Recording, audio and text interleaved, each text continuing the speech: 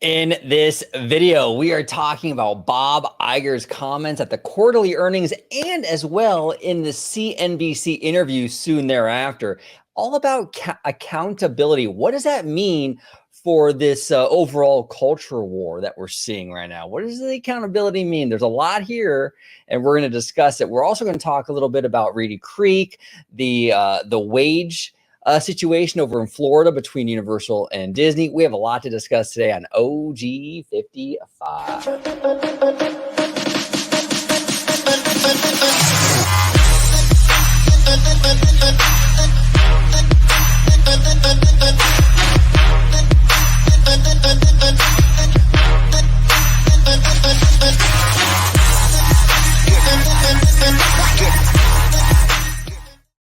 Welcome aboard to another episode of OG 55. Today, we are talking about all kinds of stuff.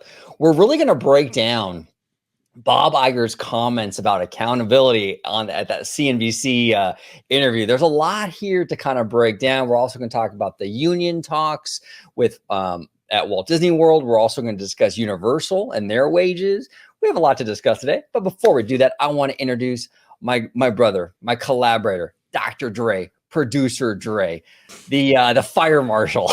Now that you've been coined the fire marshal, Dre, welcome back, brother. Happy to be back. Hopefully I can live up to the titles today, because we've got quite the show. A lot of what is it? It's a deep dive into a lot of things financial. So hopefully I can stand up to the test of time. But hey, if you guys want to follow me, you can go and do so at VanishSky on Twitter. I know it's a little bit difficult right now. Some people are getting their follows thrown out and their followers thrown out, and all kinds of stuff is happening right now. So if you can go ahead and follow right there.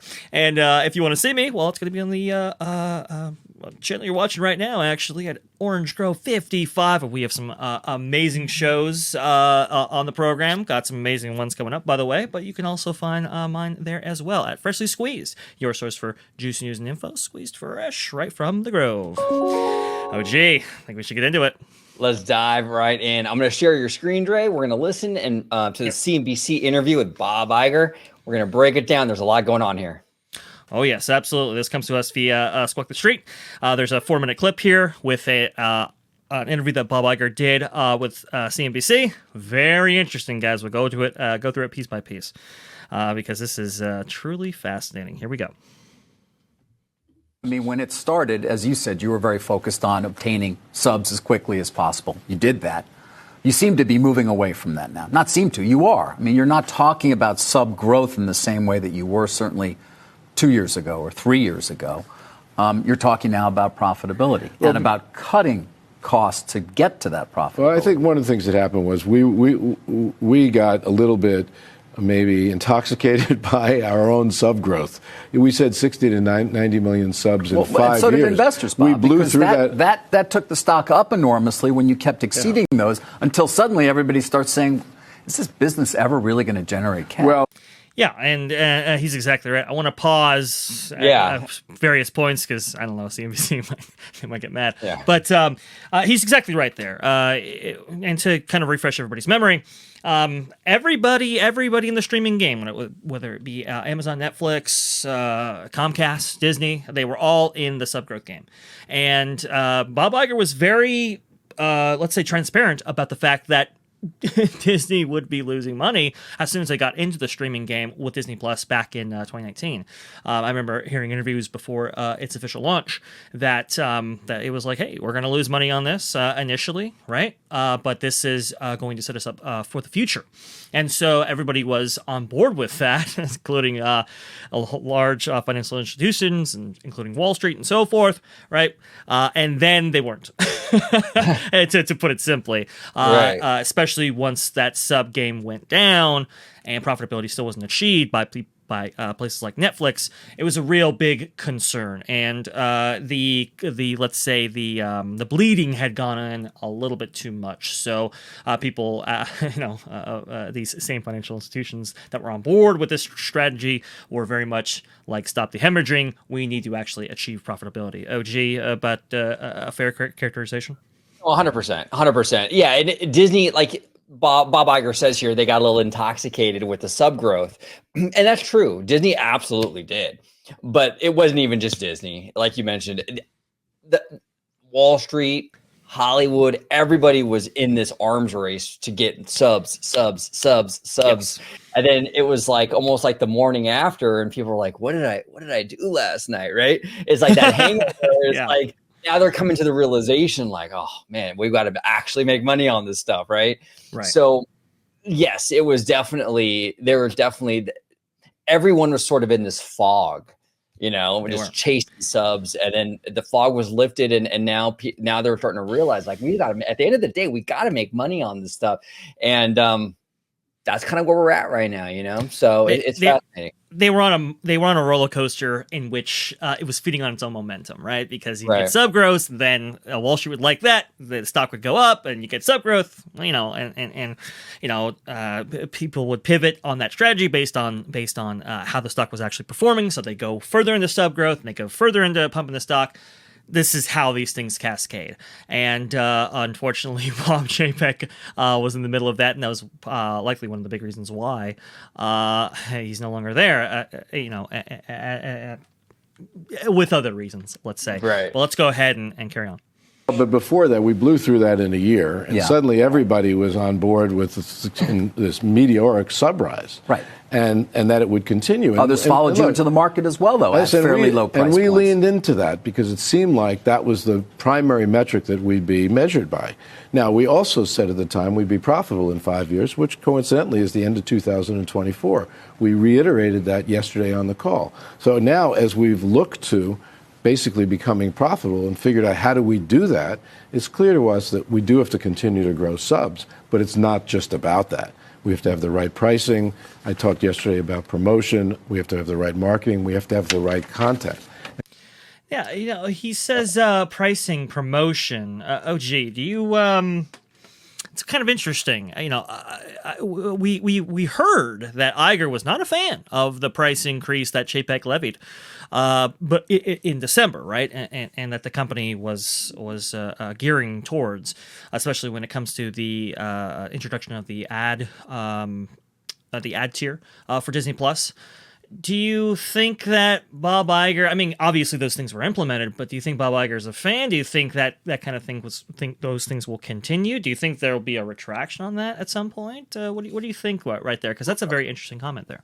Like a retraction on like price hikes for Disney Plus. Yes. Like bringing them back down a little bit. Maybe. I honestly don't think so. The way I kind of took that remark, pricing, is I think that they're looking at ways to price this stuff to make it profitable, but not necessarily making it lower, or not even necessarily making it higher, but maybe making like maybe having creative ways around it, right? So for example, kind of doing what you do with the parks and have very tiered kind of pricing and do it that way, or maybe have some a la carte stuff where, for like new releases, you have to pay for like the first month, and then after that it's free, just creative ways to sort of price these things. And I was just throwing some stuff out there. I'm not necessarily saying that's what's going to happen, but I think that's kind of what he's referring to, and just creative ways to kind of price these to price the streamers and to make it profitable again. I don't think he necessarily meant like it's too expensive, we're going to lower the price. That's just how I took it. But how about you? Like, where are you kind of at with this? I mean, do you think that it means maybe lowering it, or do you think it means more like creative ways of kind of pricing it? Yeah, I think you're right about that. It's and look, and that's not to say that Bob Iger is going to go ahead and monetize the crap out of this or increase prices and so forth. It doesn't look like that's going to be the case. The creativity thing, I think, is a good route to go, and we've talked about that before, actually. About how they could actually, if they wanted to, tier Disney Plus out. For example, maybe you have a evaluation for like core Disney Plus, right? And it just offers like absolute core Disney product for its offerings, like Moana, Frozen, all that. But if you want to have Star Wars and you want to have Marvel, you want to have newer releases, right? That's in a higher tier.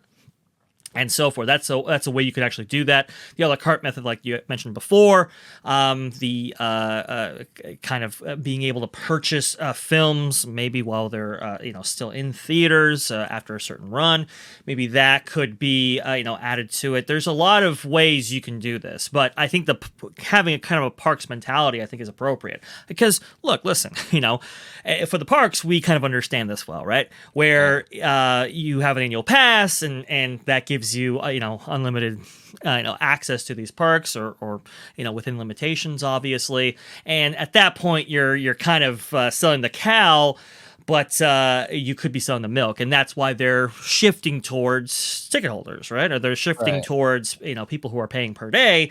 Obviously their trends are going to be different, but just on kind of just a base math level, you're going to be generating a lot more revenue if you allow in more ticket holders versus annual pass holders. And if you can make it an experience better for them, they'll keep coming back and so forth. But for the streaming, it's like, let's just shove everything on this kind of annual passport system when we could be selling these things by the milk, let's say. So that's kind of a thing there that could be implemented. And I do agree with you, OG. I think that's a correct move. Yeah, no, absolutely. Absolutely. Let's continue. Let's go. If you go back to the structure that we put in place, which is a direct linkage between the creative side and the distribution side, there is a greater likelihood that we will have the right content. They'll make choices because they're accountable for delivering that profitability. Okay, so that's the big one. This is the big one. Okay, so he's saying right now we're going to have great content because now we're holding these studios, essentially, these creatives, these executives, accountable for what they put out there, right? Right. Now, I'm going to say something that might be deemed a little controversial, but I think this is definitely kind of where Iger is at with this mentally, right? Okay. Basically, what he is what he's implementing here with this accountability is he's letting these executives know, these studio heads, you put content out there and it flops, that's your head. That's your head. Now, that's kind of a roundabout way of telling them, well, you can make content, you can get real political with the messaging and what have you, but just understand that if you put that content out there and it flops and it dies a dog's death at the box office, well, that's on you. You're being held accountable. He's preventing that. He's preventing that kind of overly political stuff by telling these executives that they are going to be held accountable. Like, would you necessarily do something like, for example, right? Lightyear. Yes. Lightyear it was pretty controversial, like, with the LGBTQT situation in that film, right? Right. Well, and it got a lot of press and maybe it hurt it at the box office, right? But would a studio executive risk the movie and adding that kind of stuff in there if they knew that if this thing goes down, it's my job? Probably not as likely. Okay. Yeah. And I'm not against inclusion and all that. I don't want anyone to get the wrong idea, but I think what Iger is trying to do here is sort of mitigate a little bit of the political messaging in these films by telling them, you got to have a movie that's going to appeal to everybody. We can't have half the country hating this thing before it even gets released. And we have to have something that everyone is going to embrace, like an Avatar, like a Top Gun Maverick, right? Yeah. And by inserting this stuff that might be seen as divisive, you're limiting its money-making potential. And that's what I think that's what he's saying here in that, look, you can do whatever you want, creatives, but just understand if that movie goes out there and dies a dog's death, that's on you. And creatives are going to think twice about taking major risks with their content with that in the back of their mind. That's just kind of that's kind of how I saw this comment. Right. And we had heard, and just to clarify for people, under this new structure, what did Bob Iger say? He's saying that anybody who creates a product is going to be in charge of, there's going to be a direct linkage between them and distribution, right? So when you create a product, you know where it's going. You know where it's going to land. You know what audience that you're going to have to try to appeal to, right? Depending on where that content actually goes, whether it's watched or whether it's at the box office. Now, that's different from the structure that Chapek had. And we had heard that he implemented that structure with Kareem Daniel being in the middle of all that and deciding, okay, what comes out of the factory? Okay, what box does this thing go into? And what truck does this thing go into, I should say, and have it be delivered to people, right? We had heard that Kareem Daniel was going to be maybe a filter for this, right? Well, that didn't really kind of happen because how do you hold somebody accountable for creating something that was deemed for one truck and it went to another? Right. Right. That's a fundamental problem that they necessarily didn't overcome, and well, it didn't really stop the messaging either. In this way, Iger's not saying that you can't have political messaging. He's not saying that. To be honest, I mean, he has said something. He has said things to the contrary on other times. However, he is saying, "Look, listen. If you do this, just understand, this thing dies. You're on the hook." Yes, as you said, OG, and I think that's a fundamental point here that should be made. You're going to know who your audience is. And let's be honest here. Let's not just limit it to the United States either.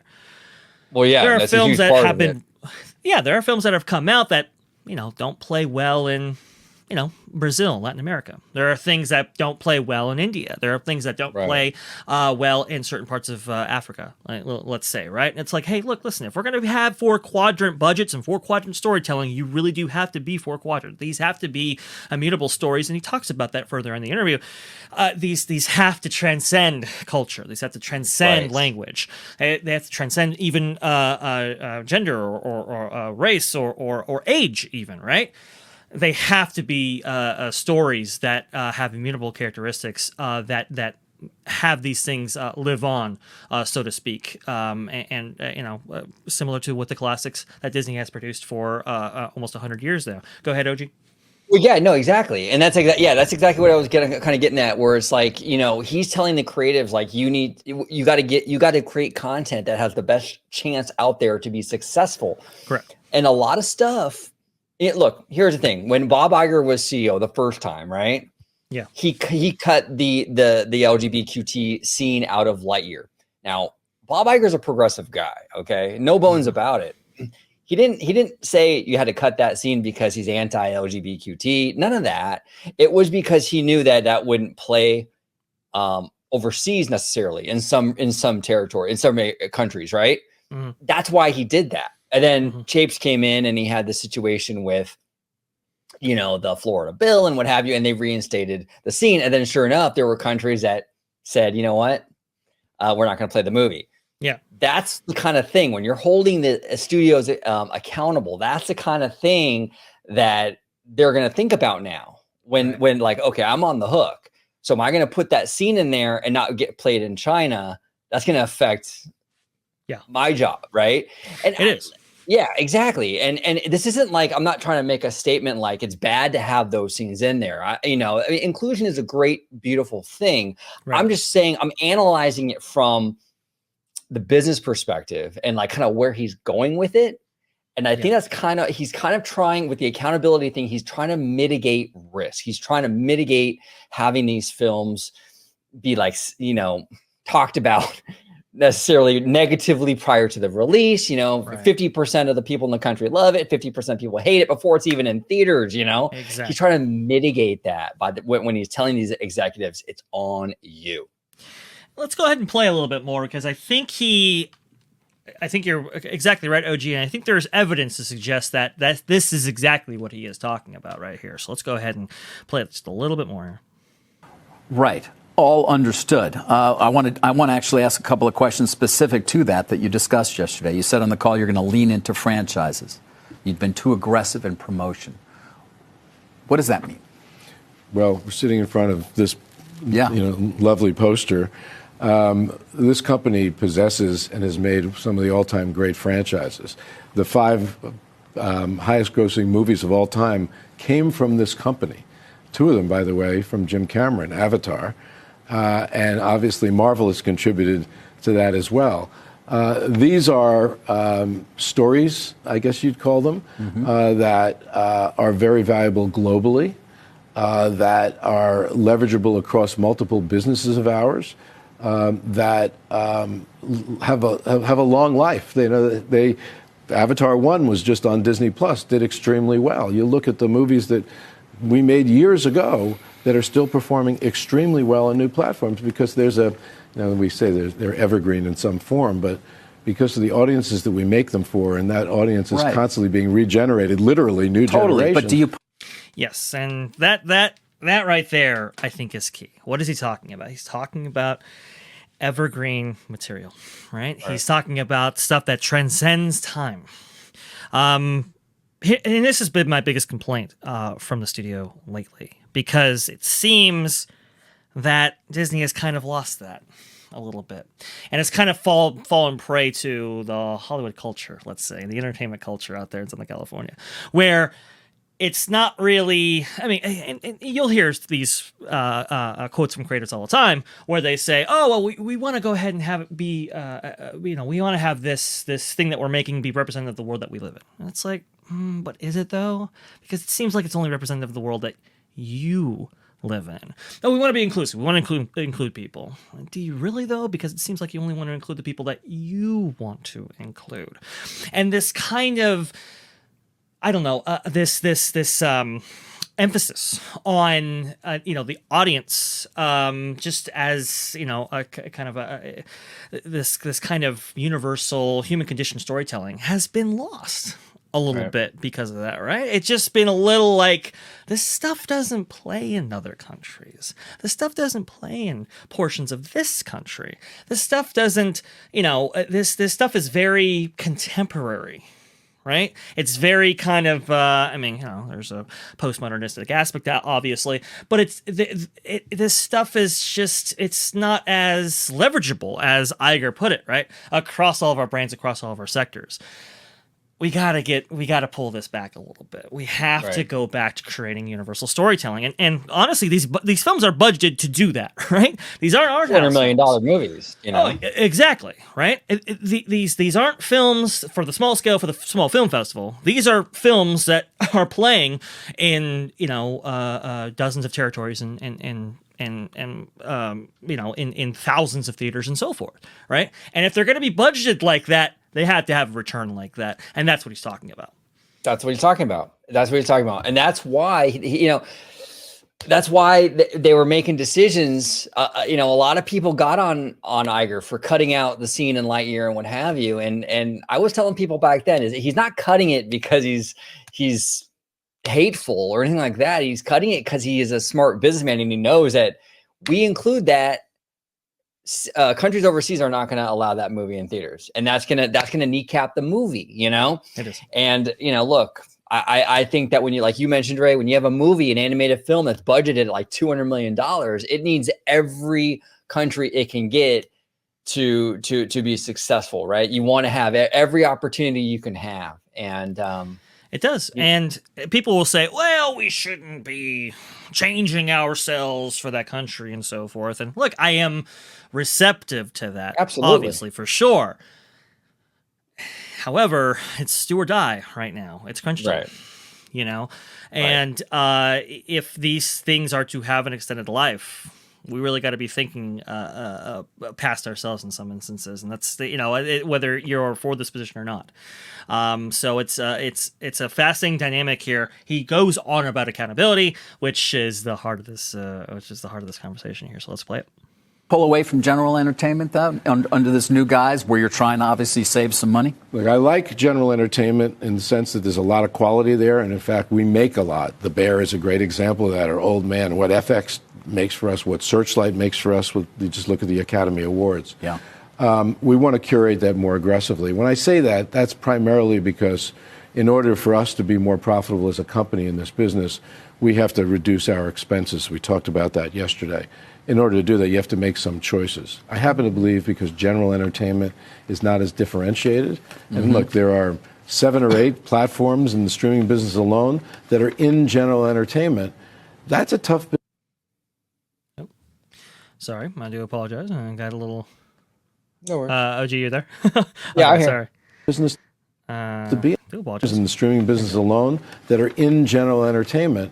That's a tough business to be in competitively, and it's not our strongest suit. Our But do strongest you worry suit, about General entertainment. I mean, we talked about it, OG, about adult programming being added to Disney Plus, right? And stuff that might reside better on Hulu, being associated with Disney Plus, and so, you know, people are very divided on this. I will point out, you know, people are like, hey, they should have more kind of adult-based content. They should have more shows. They should have more this and that will get me to, you know, accept or platform Disney Plus maybe higher than others. And I think Bob Iger, I mean, he's telling you, it's like, look, this is not our strongest suit, and I think he's right, honestly. So how do you to pivot into general entertainment with the creative rut they seem to be in? That's going to be very, very difficult. So what's the more, I would say, what's the path with a little bit less impedance? Probably leaning into your franchises, which, you know, it also has its detriments and downsides. But OG, is that a fair characteristic? Absolutely, absolutely. You're going to have to look. We're in a really rough economic time right now, and Disney is going to have to adjust its strategy to adapt to this environment we live in. Even Walt Disney did that. Even Walt Disney, when there was economic downturns, like in the 40s, you saw a lot of these kind of like more budgeted animated films, like The Wind in the Willows, and these sort of like, what do they call those? Where there's like several stories in one movie. You know what I'm talking about, right? Like Wind in, well, there was a name for them that it was like they had Make Mine Music, they had The Wind in the Willows, the package films. Exactly. Those were much cheaper to produce than some of these other more elaborate films that came before and even after it, right? But Walt understood, like, okay, right now it's tight, you know, so this is what we're gonna have to do, and the strike was in there as well during that time, so he had to adapt to his environment, and that's how he did it. Same with current Disney; they're gonna have to adapt, right? I know a lot of people kind of roll their eyes. Oh, Toy Story 5. Do we really need that? Do we really need a Frozen 3 and this, that, and the other? I get it. But it's like, you know what? When you're trying to survive in this economic environment, you're going to go for the path of least resistance, the least amount of risk possible. And Toy Story 5, you know, I mean, you can just be basically honestly, I mean, you could be just a kind of like an okay movie, and it's probably going to hit close to $1 billion just because it's freaking Toy Story. Frozen 3. Tell that to Lightyear. Right. Well, that's true. Okay. No.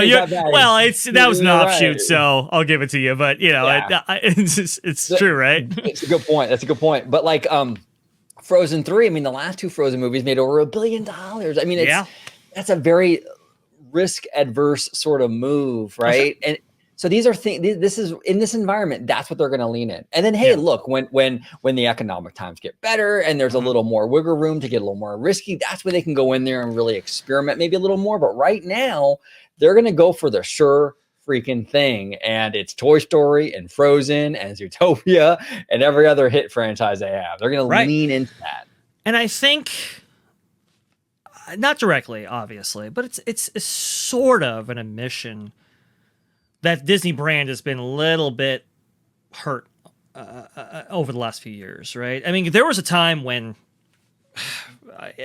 no matter what Disney released, you would have a 20% audience buy-in right off the bat because it had Disney's name on it, right? And that's no longer the case, honestly. I mean, you have Strange World, it just dies, just doesn't have a chance. And heck, you know, Lightyear kind of the same way. And so it's like, okay, well, you know, where do we go from here that'll get that audience buy-in? Well, franchises that have built an audience, right? And so that's why they're going in that direction. My only issue is, and I explained this in the live stream, but I'll explain it again more concisely. In my opinion, Disney doesn't have a spending problem, which he talked about budgets and so forth and how that's going to be, you know, addressed. They don't have an original versus franchise problem, It's really a creative problem. But there has to be a way to remedy that.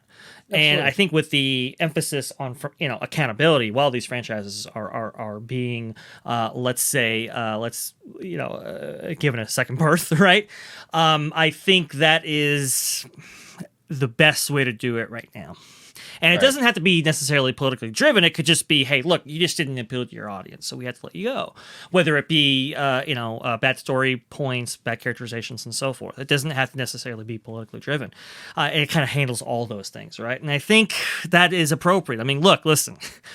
If this accountability structure was in place in years prior, would Kathleen Kennedy still be there? Not a chance. With her performance, you see, that's the issue, right? Right. And so, and he even said in that instance, the buck stops here. Well, if it does, here we go. Let's play this out, and we'll finish up our thoughts here. Yep. Churn going up as a result of not providing perhaps as broad an array of programming? But do you worry about churn going up as a result of not providing perhaps as broad an array of programming? Well, I think there's a way to balance that. We're going to lean even more into Disney and Marvel and Pixar and Star Wars and Avatar, of course. And we've had higher returns on those businesses over the years anyway, so that makes a lot of sense. Adding to that, augmenting that with some form of, I'll call more curated general entertainment is what we would likely do. Okay, this is interesting. This kind of touches upon what we were just talking about. We're going to lean into the sure thing. Marvel, Star Wars, Avatar. I mean, this is the environment we're in right now, and they're not taking any chances. Yeah. Oh yes, absolutely. No, they're not, and they don't have the money to be frank about it. They just don't, and so there's going to be a curation of general content, and that might play into the Hulu strategy, right? Because you don't necessarily need to make all these shows if you don't actually own a platform that demands it, right? So that's a little thing right there. I'll say this, and to finalize this segment, the question for me is how serious is Bob Iger about this accountability thing, and when does accountability begin? Because to be honest, the Strange World guys, whoever made some of those creative decisions on that, the accountability should probably start right now for them, right? I mean, this is an issue. You hit poor, and honestly, it was reflected in the cinema scores, reflected with general reception from audience and critics and so forth. This was not necessarily up to par with Disney's standards. So I think we can start there, but again, the timing thing is critical because remember, Bob Iger only has 2 years, and as we've said before on the show, OG, and reiterated multiple times again, it takes years for these things to go, from development or production into an actual theater or onto the small screen. So is Bob Iger going to be there when these things actually come to fruition? Is this accountability thing all smoke and mirrors if you don't actually start now?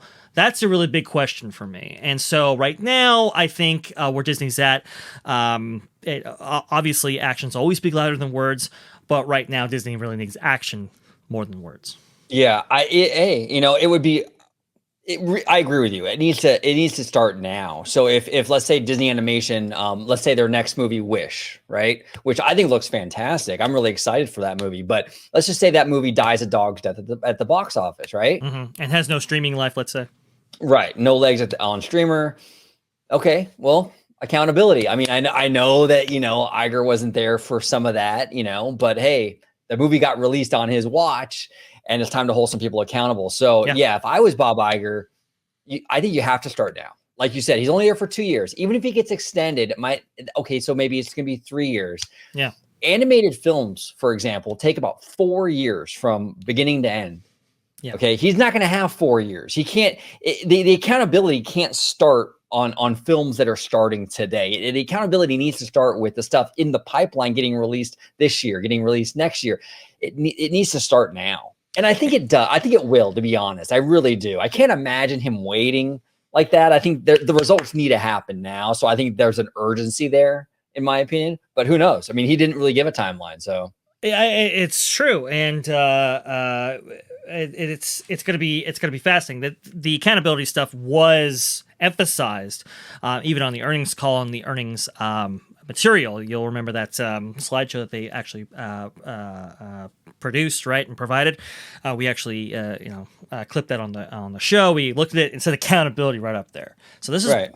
supposedly part of this kind of 3-pillar system that they have implemented. Let's see whether or not that actually comes to fruition. Look, if a movie like Indiana Jones, right, which we now know is going to be north of $300 million in terms of its production. Some people actually speculate it might be more given some currency exchange rate fluctuations.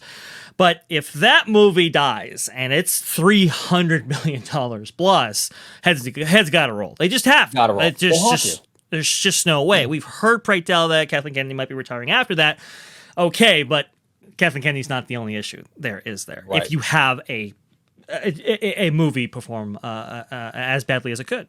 Yeah, no, 100%. And before we move on to our next topic, I want to just make it very, very clear, because I know people get really funny about stuff. Mm-hmm. When we're talking about accountability and these studios maybe being less willing to take a risk on something like a LGBTQ scene or what have you, we're not saying those scenes are necessarily bad. Okay, that's not what we're saying. The analysis we're giving today is from a business perspective. Yes. All we're saying is when you add those scenes, it can't be played in some markets. And when your job is on the line, when Bob Iger, your boss, is telling you that this thing has to do well or you're out, these creatives are going to think twice about adding anything into their movie that's going to kill their chances or kneecap their project. That's all we're saying. Again, we have nothing against the scenes themselves. It's just from a business perspective, it limits the earning potential.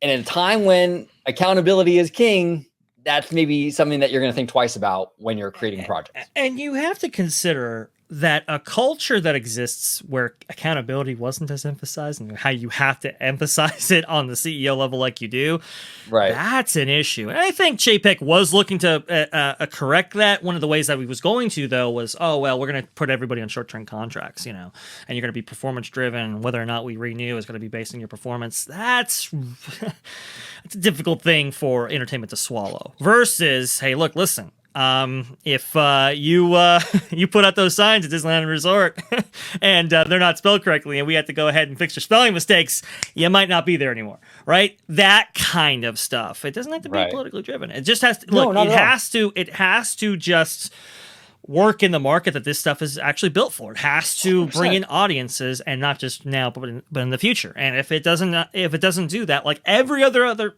industry that exists, it's going to be performance driven, and this is how he's implementing it, and honestly, it's pretty clever. No, it is, absolutely. All right, let's dive into our next topic. Please. Next topic on the book, Reedy Creek. Yes, Reedy Creek. So we finally have some answers on Reedy Creek after like almost a year of this? Yes. Fascinating. Yes. So, okay. To start out with, I should have had a general article to start this off with, but you've seen them out there for a while. And basically what they're kind of, you have people who are saying, oh, it's a big win for, the state. And, this is a big win for Disney and all kinds of stuff. It's all across the board. And I wanted to go ahead and cover this because, we had in the past, and this is coming to its conclusion, I think it's appropriate that we continue this story and kind of maybe set some records straight here.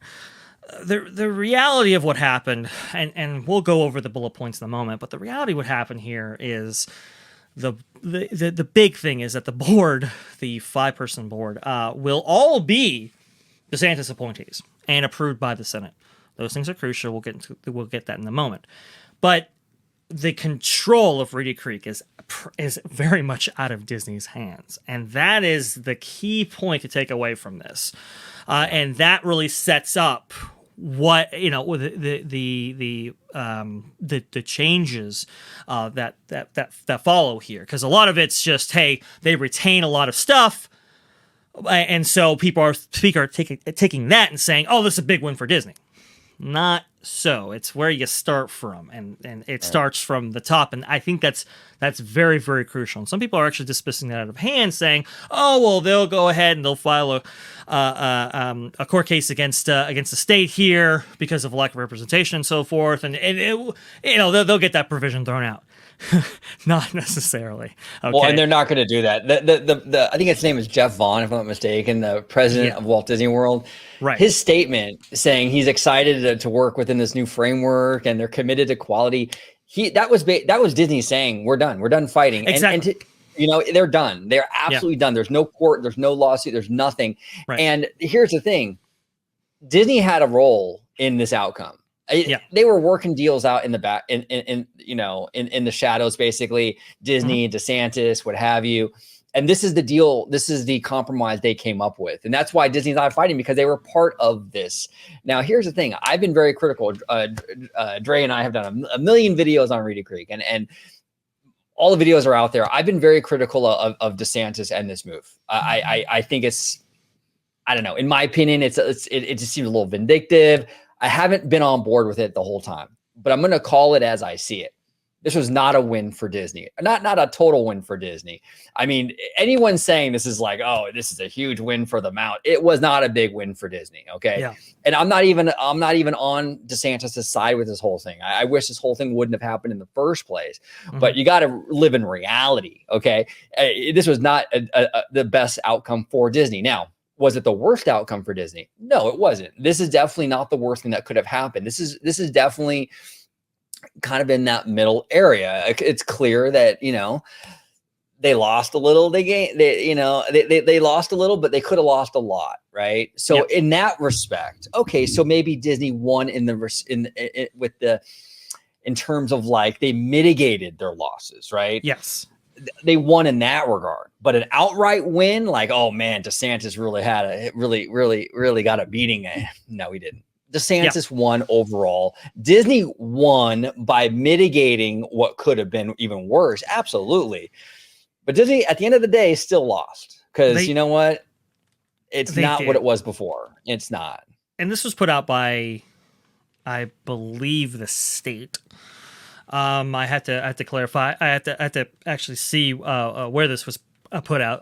This is via Legal Mindset, who's actually sharing this, and according to him, this was put out by state entities, let's say, as kind of a summary of what actually has changed here in their mind. And this is not getting shared a lot. Obviously, it has a bias, right? So just kind of understand that going into it. But I think all of this, from what I have researched, this is accurate. And it's a 180 plus page bill that has been now passed, and it's just awaiting DeSantis' signature. So there's a lot of things to absorb, and I've been trying to absorb it little by little. From what I understand, this is all correct. So let's just go over it and let's put down some myths as well. In 1967, the Florida legislature created the Reedy Creek Improvement District, which gifted extraordinary special privileges to a single corporation under Governor DeSantis. Until Governor DeSantis acted, so maybe from his office as well, right? The Walt Disney Company maintained sole control of the district. This power amounted to an unaccountable corporate kingdom. Florida is dissolving the corporate kingdom and beginning a new era of accountability and transparency. The legislation, bullet point 1, permanently eliminates Disney's self-governing status, imposes a state-controlled term-limited board with members appointed by the governor on Disney and its property. That's going to be key right there. And we'll just to clarify that the board, there's an old article about this. The board was very, very controlled by Disney. Who would actually sit on it? Who would actually, make decisions on it? The vetting process was very, very strict. Now, why was it so strict by Disney? Well, right. Because they have a lot of freaking power. That's why. Right. And so, and they were overseeing it all. This is via, I believe, an Orlando Sentinel article. Overseeing it all is the 5-member board of supervisors, which gathers once a month to conduct the district's business in a third-floor conference room inside Reed Creek's glass prison-shaped administrative building on Hotel Plaza Boulevard. Bagels and muffins are served at every meeting, along with coffee in Disney paper cups. That's interesting. Let's see. One defining characteristic most board members share: deep ties to Disney, the district, or both. Okay, and that's who was on there, and they were on there for a reason. Now, that is all completely changed, and the decisions that stem from them now they kind of de facto stem from the state at this point. And a lot of people are like, well, there's lack of representation there. To be honest, every other single special district that exists in the surrounding area that's multi-county works like this. So this is not, and it's a state created entity. The idea that a judge is going to overturn this is extremely unlikely. It's theirs to do what they want. And if you want representation, well, you can vote for the governor and the senators, state senators who will actually be making some of these decisions. I think is going to be the de facto response there. That's my only thing that I kind of wish, though. I do kind of wish the 5-person board was a little bit more diverse in terms of it's from what I understand, DeSantis picks every one of these guys or gals, right? So it's like, I wish there was a little bit more of a mix. I'm not even saying Disney needs a seat at the table. I'm not even advocating for that. I just maybe have a mix of Republicans and Democrats and have a little bit more of a, I don't know, just to say, okay, DeSantis, I'm picking all of them. It's a little, the Senate approves them. The state Senate approves them. So that's the kind of give and take there. But, we know it's probably going to be a rubber stamp, right? And we had heard that only 2 members of the board were actually going to be state appointees, which I thought was okay. Well, that's something there, until some articles ran and said that DeSantis was losing all that, and then that narrative changed. That's why, when OG and I were originally talking about this over the phone some months ago, I was like, I'm not sure I would run these headlines. Not sure I would go with these articles because it could get worse. And well, sure enough, it did. Now it's 5. It allows the state to impose taxes on Disney for possible road projects outside of the district's boundaries. That's a key provision there, and that is huge because previously, and there are articles featuring Matt Gaetz of all people, if you know who that is, who's now in Congress right now. He was a state representative for some years in Florida, and he has a famous quote saying, "If your bill contains rats, it's dead on arrival," right? And he was referring to Disney in that regard because what he was trying to do at that time was to take taxes that's generated by hotel stays on Disney property and actually distribute them to other areas outside of tourism.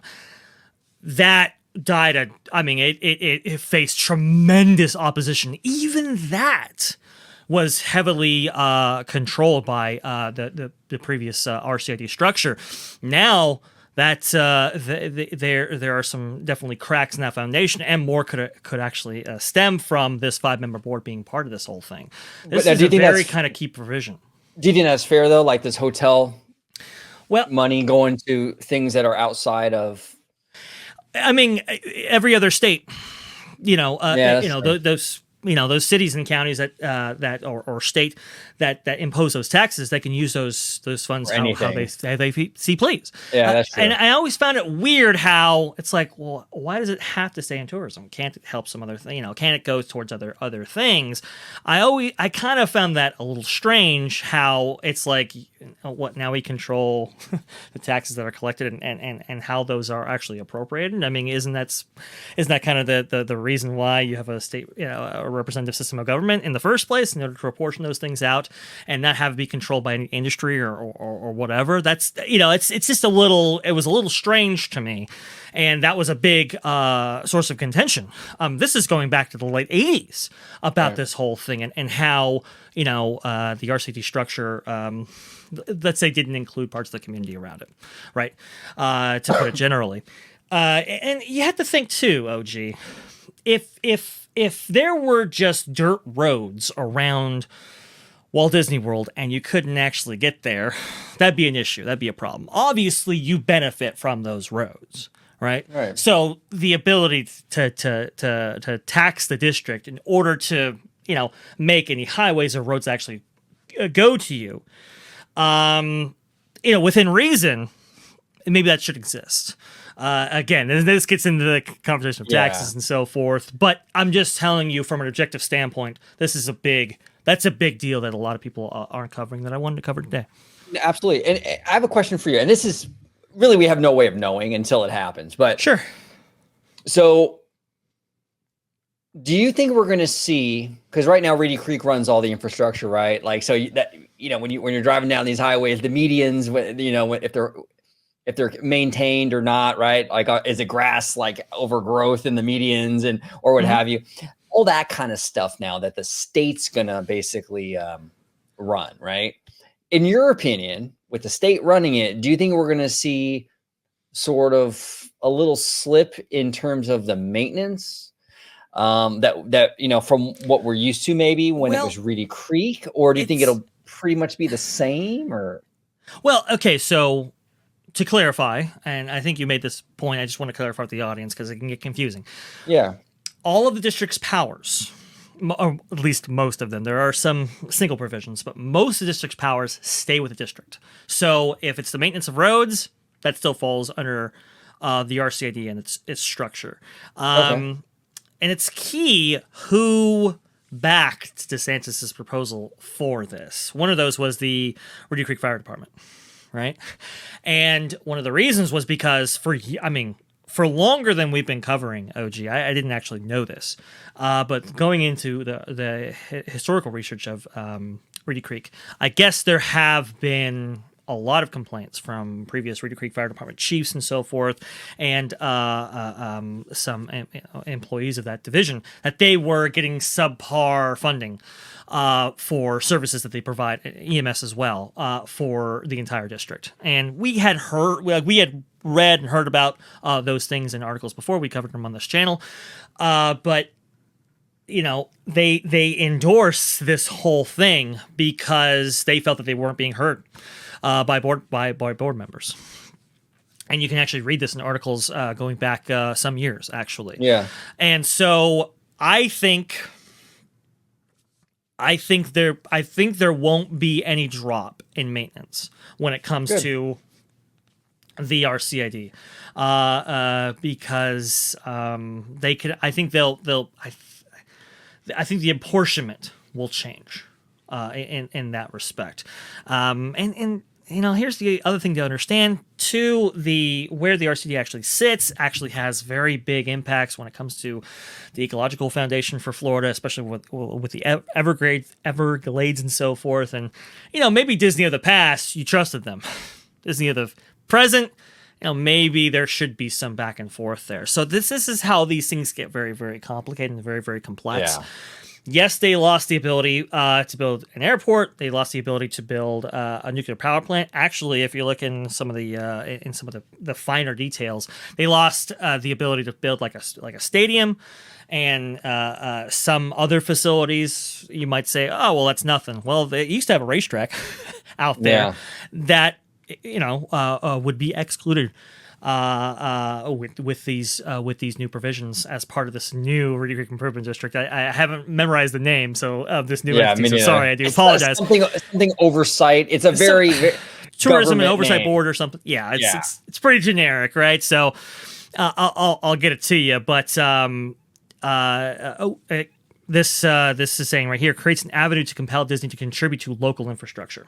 So that kind of answers your question right there. It's actually in this multi-bullet point or summary, I should say. It's quite fascinating how this is all kind of transpired.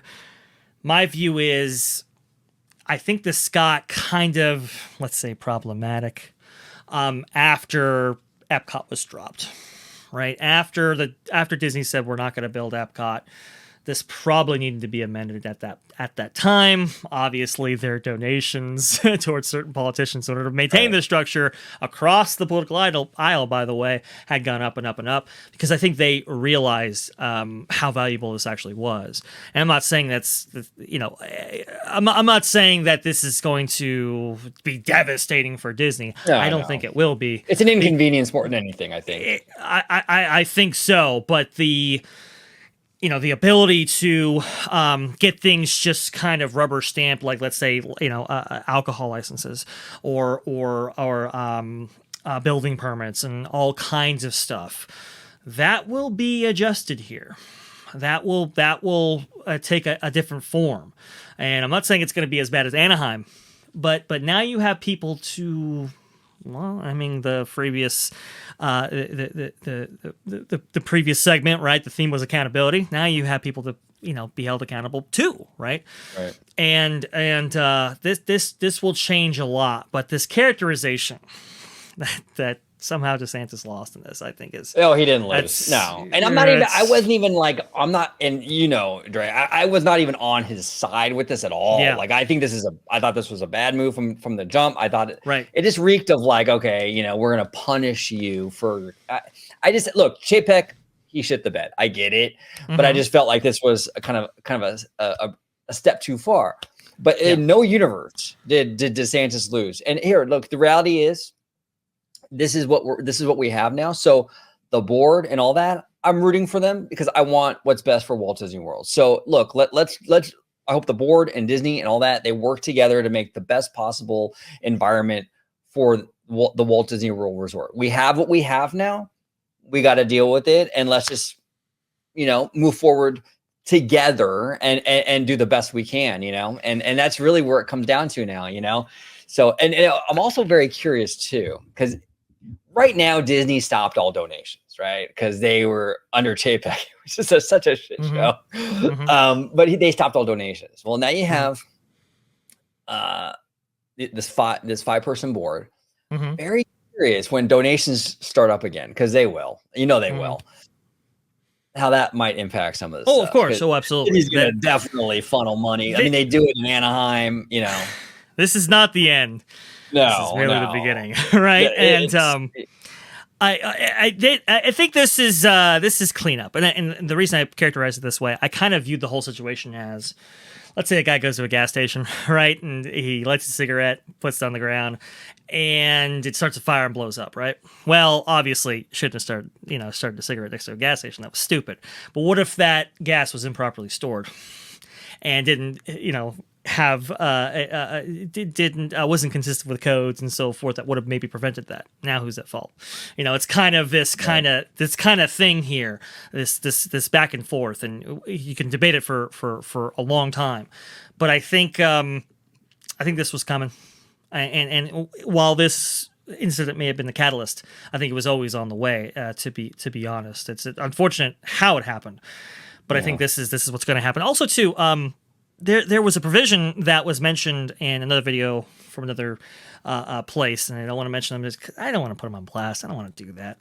But it was how how the RCID was apportioned. Okay. Disney would kind of play this game where they would, buy out this land and then move the reserved or ecological area that they had set aside to this area and so forth. That also has to go through this kind of 5-person board. Disney can't just do that willy nilly like it did before, and it has to have special approvals and so forth with that as well. So there are some things kind of in the details here, right? That really kind of I think will change the Walt Disney World Resort operation. To what extent is unclear right now, but we'll track it and we'll follow it and we'll see. Yep, absolutely. And our last and final topic is this Walt Disney World Union battle, I guess you would call it. Go ahead and share your screen. Right. So I put this up because, well, we have some updates here. And before today's update, Universal Orlando, I believe this was yesterday, right? Yeah, February 14th. They made a statement saying, hey, we're going to go ahead. We're going to get y'all at $17 an hour. Just like that. And effective June 4th, we're also not going to just do that, but we're going to be increasing benefits as well. It says right here, this is via Karen Irwin, president and COO of the Universal Orlando Resort, says this: wage increases and more benefits. To that end, effective June 4th, 2023, we're not only increasing our starting base rate to $17 per hour, but we are also increasing many of our starting rates across the business. In addition, many team members will receive an increase based on the new rate and their time with the company. More details about how this individually impacts team members will be sharing in the coming weeks. Wages are just one part of the team member satisfaction, and because of your direct feedback, we will also be elevating our 401k match and tuition reimbursement programs, added compensation leave, doubled our parental leave, enhanced family planning benefits, launched the new applause recognition program, and changed team member comp ticket availability from blockout calendar to capacity managed based on park attendance. Remember how I was telling you, OG, how it's like, it's not just about pay, it's also about services? Of course. Universal provided both. Well, yeah, and this wasn't a coincidence that like they dropped this news on the 14th when Disney was having their union meeting on the 15th. This was a strategic move by Universal and a smart one. This is a very smart move on Universal's part, because they dropped this news on the 14th, and now, and we'll get to the union thing in a second. Right. But now, if Disney were to and the union were to agree to a boost, it looks like they're being reactive to Universal. Yeah. Right. Because the day after Universal. So smart move to, well played, Universal. That was a very smart move. That was not a coincidence. I'm sorry. No, I don't think so. I think they had sources saying, okay, well, they're going to go in this direction here.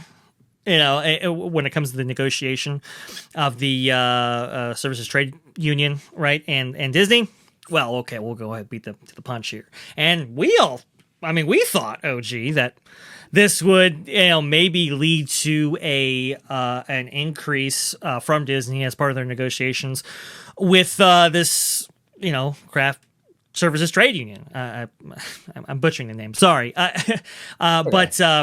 But we kind of thought, okay, well, since their leverage has kind of been taken away by having Universal bump up that pay by $2, it's like, okay, well, maybe Disney can meet in the middle, because obviously it was between $1 and $3 in terms of the instant pay rate. Maybe $2 is where they're actually going to settle, especially because of this. Well, we just got the update a couple minutes ago. So, okay, so the Services Trade Council Union has released a statement, after their first day of negotiations with Disney World. This is the first time that Disney World and the unions have met since 96% of cast members voted to reject a proposed $1 raise from Disney World. And here's the statement. Today, the six unions of the Service Trade Council met with Disney for the first time since 13,650 cast members voted to reject Disney's contract proposal on February 2nd and 3rd. Despite the overwhelming message sent by cast members, Disney refused to add even 1 cent to its wage proposal. Moreover, Disney's proposal today reduced retroactive pay for thousands of workers, making today's proposal even worse than the offer already rejected. The six unions will be announcing public actions soon to bring light to the plight of cast members struggling to survive the devastating increase in the cost of living. This comes to us via Blog Mickey. Yeah, this is very surprising. When Universal made their move yesterday, I'm like, Disney's gonna meet in the middle and give them the $2, get them to 17.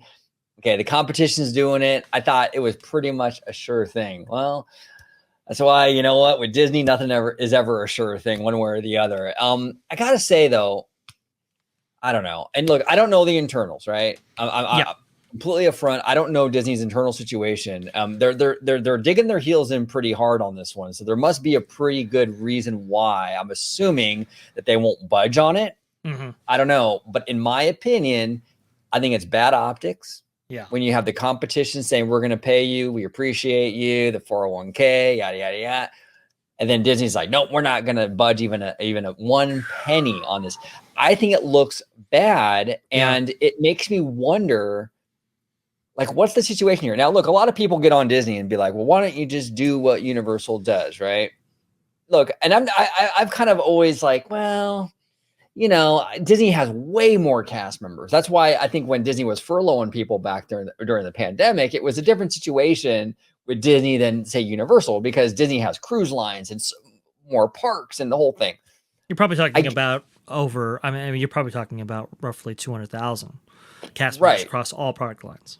Right. So they're much more invested in this whole thing than a Universal, right? So I was always kind of like, well, got to give them a little bit of a break here. On this though, you're talking about a fairly small amount of cast members. I think in that article it was saying like 1,300 cast members total. I think this represents, right? It's a pretty small amount. You can't just give them the extra fucking $1 and I just don't understand it. And now you're going to drag this out, right? And it's just, I don't know what it is. And the only thing I can assume here is that Disney, they crunched the numbers and somehow it's going to affect them big time. I don't know. I can't imagine that being the case, but I don't know what other reason there would be. What are your thoughts on this, Dre?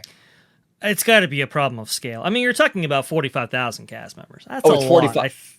This is 45? 45,000 cast members are going to be affected by this negotiation. Oh, I'm sorry. I thought it was only I thought it was 1,300. Okay. So it's 1,300 cast members rejected it, but I believe the Services Trade Council represents 45,000, right? Interesting. Wow. Yeah. Okay. So that's a significant amount of people here. Okay. I mean, you're talking a lot. It's not a small thing to increase wages on this scale, let's say. Yeah. And I get it. The company, I mean, they are laying off, 7,000 people company wide, or 7,000 people company wide, $5.5 billion in cuts. Obviously, this is a cost that they don't want to necessarily take on right now in the immediate future, right? I mean, they've committed to $20 eventually. But when you have Comcast or Universal, it's just down the floor. Right. Or I4, I should say, saying, yeah, we'll give you this, we'll give you that. I mean, cast members, not a good look. If Disney does not give you what you want, I think you got to leave. Because I think it's the only thing that Disney will recognize at this point. It's a terrible situation. It really is. And the fact that the company doesn't budge on this, and then their retroactive pay is affected. I mean, this is a bad look, OG. I got to be honest. No, it is. It's a bad look. It's kind of frustrating. This kind of feels like a Chapek era move with this. Because Bob Iger, and we've talked about it many times, he's the king of optics. I mean, recently that Disney 100 ad scored big points. The Super Bowl ad scored big points with audiences. You already see the morale kind of going up at the Disney parks overall since Iger came back. Iger's much better with fans. He's good at this PR thing, right? This union negotiation feels something that you would see more in the Chapek era, like that kind of stinginess feels more Chapek era than it does Bob Iger, right? I thought Bob Iger would be a little bit more, I don't know, have a little bit more bedside manner or whatever. Right. And I understand, it's not all on Bob Iger. Daddy Josh, I'm sure, is involved in this and the whole thing, but this is a significant thing. So I'm sure Iger is there talking to Daddy Josh about this. And it's just like, there's nothing you guys can do to get this thing settled. You're going to have, it's frustrating. Well, and you have the company like Josh Tomorrow and Bob Iger. Oh, we love our cast members. We love our cast members. Oh, we want to do so much for them. And we're this and we're that. Josh Tomorrow recently said in an interview, talking about that. Right. And it's just like, well, yeah, but the day prior you rejected, an increase out of hand, by this union here. And Disney knows more than anybody probably that inflation is a huge concern. Well, what about the people in Central Florida right now, where you have such an influx of people actually coming in, and then the recent CPI numbers were just released. So this is via CNBC. Inflation rose by 0.5% in January, more than expected, and up 6.4% from a year ago. the CPI was up 6.4% from the same period in 2022. Both numbers were higher than expected. Across the board increases in shelter, food, and energy boosted the index after inflation had shown signs of receding in recent months. Earlier this morning, an analyst on CNN warned again about inflation in areas that impacted household costs. Greg McBride, chief financial analyst at Bankrate.com, shared household budgets have really been stretched, strained, and broken over the course of the past couple of years because of the consistent increases in prices. Because it's also been in the most pronounced, it's also been most pronounced in those categories that are necessities, right? And today's results were exactly what McBride warned about. Inflation, as measured by the CPI, is up by 0.5%. Right. Also, too, I mean, I just found this tweet right here. This is by Charlie Bolello. U.S. wage growth has failed to keep pace with rising consumer prices for a record 22 consecutive months. This is a decline in prosperity for the American worker and the primary reason why the Fed will hike rates for the ninth time at the March 22nd meeting. Yes, that is expected, and you can see the graph right here. Yeah, this is tough, and again, this is countrywide. And Florida is the one affected in this story that we're covering, right? And it's got the most demand. And so the demand for services like housing and shelter and so forth, which, you know, then cascades down to food and other necessities, that has just skyrocketed. Yeah. It's like Disney. I haven't really been as receptive to arguments made in years past. No, same. Yeah, it's me too. 2023 right here. This is a different operating environment. Right. And you don't want to look, I love Disney. I've always said it. I like Universal, but I fucking love Disney, right? I don't want to see Disney lose great cast members, right? To Universal. I don't want to see that, you know? And it's frustrating. And I'm honestly shocked at the news today that they wouldn't even budge a penny. I really thought it was in the bag. You know what? They're going to do the Universal thing. They'll do the $17 an hour. We're going to call it a day and put it behind us. Yeah. I guess not. Where does this end exactly?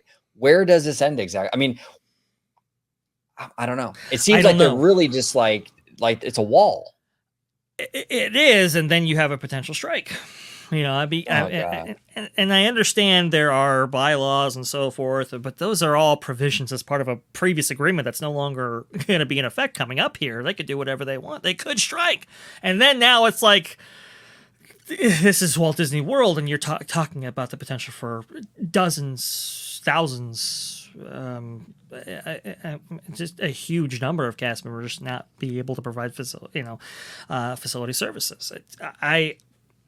I don't know where this goes, and I am shocked by Disney's stubbornness on this point here. Look, I understand a lot of things going on. Okay, we can't just look at this in isolation. There's a lot of things going on company-wide. Oh, absolutely. I can see what Disney's going through right now. I get that, you know, but and if the company doesn't make a profit, nobody gets anything, right? Right. So you have to kind of right, but at the same time, your competition down I-4. Is giving a lot, right? And people just might take that deal, and I think they probably should. Yeah, but we want to prevent that from happening. We want to prevent that. You know, we want to keep our Disney cast members, the ones that are just doing the fantastic job, like Oscar from Cafe Orleans, right? Yeah. Oh God. Yeah. Cast members like him. Yeah, Oscar was awesome. Cast members like him that are in Florida just doing it, right? Yeah. You know, you're going to lose those people, Disney. You don't want to lose those people. You know, they got Disney. You have to get, I don't know, man. You got to work. You got to figure it out. You got to figure it out. And it just seems like it's going nowhere. I mean, it almost feels like a strike is like inevitable at this point. I don't know. No, and the labor market is so tight. That's the thing. I mean, people have been asking for certain services to be, to come back. Like, let's say, daily housekeeping services, right? You know, that was as part of Disney for 50 years up until the point where it wasn't. And they're now, and now it's coming back, I believe. It's coming right? back, but Yeah. the reason why it took so long is because they need cast members to do that, right? Right. It's such a tight labor market, and Josh Tomorrow has even talked about how they've had struggles in this area. And he says, "Well, I think we've really had some progress on this front because people just really want to work for Disney." And it's like, okay, well might be true, but that's not everybody, and you're gonna have some attrition from this in some capacity if you keep digging in your heels. No, of course you're gonna have some. You're gonna have some. You have to. And it just kind of goes to show you too. Like I look, we've been real fair to Bobby Chapes. You know, I mean, a lot of the decisions that were made when he was CEO goes to show you that maybe it wasn't necessarily all him. Just saying, right? Because we're seeing a continuation of some of that now. Exactly. Even under a Bob Iger admin, right? Right. And look, hey, Daddy Josh, well, he gets all the compliments, gets all the pats on the back, you know, with his, you know, good old veneers, as Catherine Kennedy would actually say. Well, now what? Yeah, you know, exactly. You can't just point to big bad Chapek. You know, this is why we mentioned in the last live stream, OG, when it came to you know, projects and so forth being approved by Disney for WDI and so forth, right? But in this context, the same applies. It's gonna be on you now. The actions and what happens, it's gonna be on you. Right. And so let's get this done. You know, let's do the right thing here. Yeah, they got it. They got to do the right thing. They got it. I don't know. They got to increase these cast members and put this behind us. The last thing that you want optics wise even is a huge major cast member strike. Exactly. And they're marching right towards it. And like, come on. It's like frustrating. I don't know what leverage Disney believes they have. I really don't. Look, Comcast might have outsmarted you on this one. Yeah. No, I think they did. It pains me to say it. It pains me to say it, but I think they did. They did. And but now that's the economic market and reality as it exists in Central Florida. That's just how it goes now. So now what? You know. Now what? It's a very complex situation. Very complex, and it's a very unfortunate situation. Got to get this done, Disney. Come on. Yeah. Come on. Get it done. Mm-hmm. Dre, fascinating conversation today. Thank you so much, brother, for coming on, talking shop with me. If you could let everybody at home know where they can find you on social media. And the best place to find me is going to be at VashSky on Twitter, right there. Listen, I know they're having some problems right now, so if you can follow, would very much appreciate it. It looks like, by the way, an update. My follows are restored. Maybe you should inform the audience of what actually happened, because I don't think they know the story. Okay, so what's going on Twitter is that some people, actually quite a few people, are reporting that they're being locked out of their account and having to verify their phone number, and then when they get back in, they're following nobody. And that's exactly what happened to me. I had to verify my phone number. I got back in and I was following nobody. I would go to various people like Dre to see, like, well, maybe it just is on my counter that it's showing 0, but I'm still following. Nope. It literally unfollowed everybody that I was following. And super frustrating. And I was kind of DMing people saying like, hey, look, I'm really sorry. If I refollow you, it's because there's this glitch on Twitter. It's not because I unfollowed you and refollowed you. It's embarrassing, it really is. And so this whole thing was going on, and I just checked it. I'm back. I'm following like 5,000 people, and that's another thing. It's like if they couldn't fix that, I'm gonna have to go through all these people to try to get everybody back. It's a bad look. It's embarrassing. It's an inconvenience. But people are going through it right now. There's a lot of people talking about this. I guess Musk is working with, I guess you're saying he's working with the algorithm or something. Yeah, working maybe with the algorithm API on this. He put it out I think yesterday, I believe, and now go ahead, OG. Sorry. No, you're good. So I guess he's working some stuff out, and it's affecting everybody, and affected me, and it's not hitting everybody, but it's hitting a lot of people. Yeah, Telling this was you. this was a widespread problem. I was confident that that the issue would be resolved. I'm sure they snapshot people's accounts for this kind of Yeah. ordeal, and I was pretty confident that this would. But we have our friend Theme Park Wizard, for example, being suspended or something like No that. reason. And Wizard's like the nicest fucking I- dude. Like what? Like you suspend him? I know. Come on, what's going I know. on? You know? This is ridiculous. This is ridiculous. Come on, Elon. Let's work this out here. You're Let's get it stressing people together out here. here. But if you want to go ahead and engage in, as Christine Waysons McCarthy would say, for all the robust. Oh wait. Robust? There. There you go. There you go. There we go. Sorry, I forgot it wasn't latching. You can go ahead and do that right there. And if you want to go ahead and see me, well, it's going to be on the channel you're watching right now at Orange Grove 55. We have great shows in the pipeline coming up from all of our content creators for this platform here. We've got some great stuff, folks. You want to hit that subscribe button. You want to go ahead and hit that like button. If you like this video right here, comment below. Tell us if we got things wrong. Tell us if we're, if we got it wrong, right? Be sure to let us know. And if you really like this, please share it. It really does help us out. Absolutely. But thank you so much for that. Absolutely. And he's right. We are working on a lot of great stuff for you guys and gals. I've been reaching out to various creators.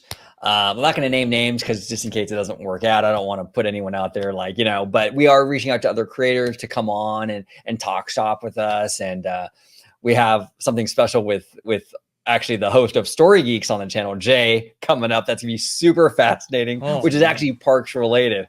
Woo! Yeah, that's gonna be a doozy. That's gonna be a good one, I think. That's gonna be a good one. So we have a lot of great stuff in the pipeline. So look for it. But like Dre said, we appreciate all the support. Every time you share it, like it, retweet it, whatever. We appreciate it. Thank you guys and gals so much. Comment down below. Oh, go ahead, Dre. I'm sorry. Well, and just to tease people, we will be talking about that Walt AI hologram very, very short. I know we just got everybody wants to know our take on it. Trust me, we will be talking about it. Our dear friend Disney Family Man couldn't join us for this show, but as soon as we get him on and we're all together, we are going to be breaking this thing down. I assure you. So if you want to go ahead and see that, hit that subscribe button. Yeah, that's a fascinating story. Comment down below with your thoughts about everything we talked about today. The union strike, Universal kind of beating Disney to the punch, making them look bad. Reedy Creek, this accountability focus by Bob Iger. We would love to hear from you. All your opinions down below. Thank you all so much for watching OG 55.